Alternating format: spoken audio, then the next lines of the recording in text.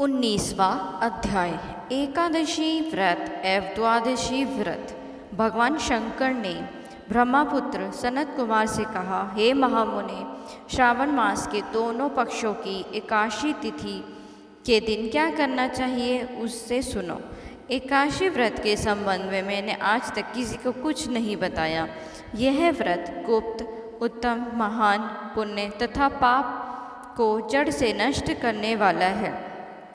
श्रावण मास में किए गए पापों का नाश करने वाला तथा सब व्रतों में उत्तम यह पवित्र एकादशी का व्रत है।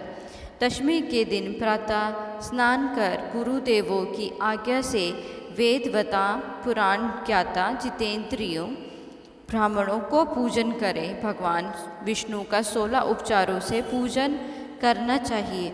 उनसे प्रार्थना करें, हे पुंडलीकाक्ष, मैं दूसरे दिन आने वाली एकादशी का निराहार रहकर व्रत करना चाहता हूँ।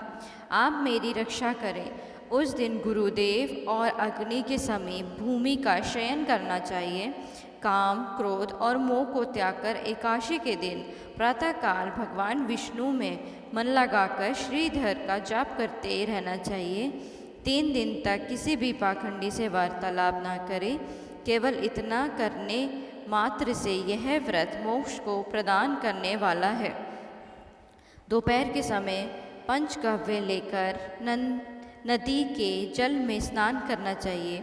नदी ना हो तो कुएं के जल में गंगा जल मिलाकर स्नान करना चाहिए। भगवान सूर्य को नमस्कार करके भगवान विष्णु की शरण में जाकर वर्ण के अनुसार सब कार्य करके अपने घर को वापस लौटना चाहिए। घर आने पर श्रद्धा तथा भक्ति पूर्वक भगवान विष्णु का अर्चन कर पुष्प, दीप, धूप आदि से करना चाहिए। रात को गीत, वाक तथा कथा सुनते हुए जागरण करना चाहिए। फिर कलश स्थापन कर पंचरत्न और स्वर्ण को कलश में डालकर सफ़ेद चंदन से पूजा कर कलश को दो सफ़ेद कपड़ों से ढक देना चाहिए। देवेश की प्रतिमा शंख, चक्र तथा गदा से युक्त कर उसकी पूजा करनी चाहिए। इसके बाद द्वादशी के दिन प्रातः आहिक करके श्रीधर का जाप करना चाहिए। शंख, चक्र, गदा तथा पदहारी भगवान विष्णु की पूजा करके ब्राह्मण को सोने की दक्षिणा सहित कलश देना चाहिए। कलश के साथ मक्खन देना ना भूलें। भगवान श्रीधर, आप प्रसन्न होकर मुझे लक्ष्मी प्रदान करें।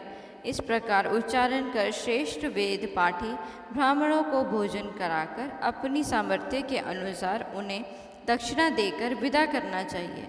अपने नौकरों को भोजन कराकर गौ को भूसा देकर स्वयं बंधु बांधवों सहित भोजन करना चाहिए। इस प्रकार शुक्ल पक्ष और कृष्ण पक्ष दोनों तिथियों के व्रतों का विधान एक समान है। शुक्ल पक्ष में श्रीधर और कृष्ण पक्ष में भगवान विष्णु जनार्दन कहे गए हैं। अब मैं तुम्हें द्वादशी के दिन भगवान विष्णु के निवृत्त पवित्रारोपण के संबंध में बताता हूँ। हे तात, इसका अधिकारी कौन है यह जान लेना भी आवश्यक है। ब्राह्मण, वैश्य, क्षत्रिय, शूद्र और स्वधर्म स्थित जनों को भक्ति द्वारा पवित्रारोपण करना चाहिए। स्त्रियों तथा शूद्रों को केवल नाम लेकर द्वारा श्री हरि का पूजन करना चाहिए। सतयुग में मणि का, त्रेता युग में स्वर्ण का, द्वापर में रेशमी तथा कलयुग में सूत द्वारा पवित्रा का निर्माण करना चाहिए। सन्यासियों को मानसिक पवित्रारोपण करना चाहिए। पवित्रा को बांस के पात्र में रखकर उसे साफ वस्त्र से ढककर भगवान श्रीधर के सम्मुख उसे रखना चाहिए और कहें, हे प्रभु, मैंने आपके क्रियालोपराध पवित्रा को ढका है। हे देव, मेरे काम में विघ्न ना हो। हे नाथ, आप मुझ पर दया करें। आपको मैं इस पवित्रा द्वारा प्रसन्न करना चाहता हूँ। हे देवेश, आज से लेकर वर्ष भर तक व्रतनाशक काम, क्रोध आदि ना हो। आप जब तक मेरी सुरक्षा करें तब तक मेरा व्रत पूर्ण हो।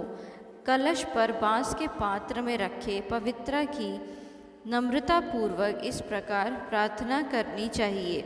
हे पवित्रा, 1 वर्ष तक किए गए अर्चन से प्रसन्न होकर आप विष्णु लोक से यहाँ आई हैं, अतः आपको नमस्कार है।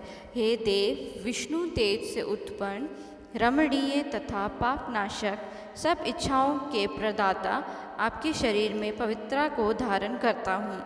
हे देवेश, हे पुराण पुरुषोत्तम, आप मेरे द्वारा अभिमंत्रित हैं, अतः आपका पूजन करता हूँ, आपको नमस्कार करता हूँ। हे देव, प्रातःकाल आपके निमृत इस पवित्र को अर्पण करूँगा। इसके बाद पुष्पांजलि देकर रात्रि में जागरण करना चाहिए। एकादशी के दिन अधिवासन कर द्वादशी को सुबह पूजन करें। कंद, दूब, चावल तथा हाथ में पवित्रा को ग्रहण करके कहें, हे देवेश, आपको नमस्कार है, इस पवित्रा को आप स्वीकार करें। 1 वर्ष तक पुण्य फलप्रद पवित्र से निवेदन करें, आप मुझे पवित्र करें। हे देव, आपके सुप्रसाद से मेरे से जाने अनजाने जो पाप हो गए हैं, उन पापों से मैं पवित्र हो जाऊं।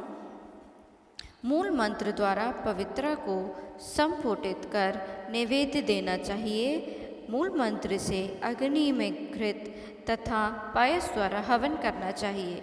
इसी मंत्र द्वारा पवित्रा को विसर्जन करके कहें, हे पवित्रे, 1 वर्ष तक किए मेरे अर्चन को सविधि परिपूर्ण करें। हे पवित्रे, विसर्जित हो विष्णु लोक को लौट जाएं। इस प्रकार कहकर उसे ब्राह्मण को दे दें या जल में विसर्जित कर दें। हे वत्स, जो मनुष्य हरि का यह पवित्रारोपण करता है, वह इस संसार में आनंद भोगकर अंत में विष्णु लोक को जाता है। हर हर बोले।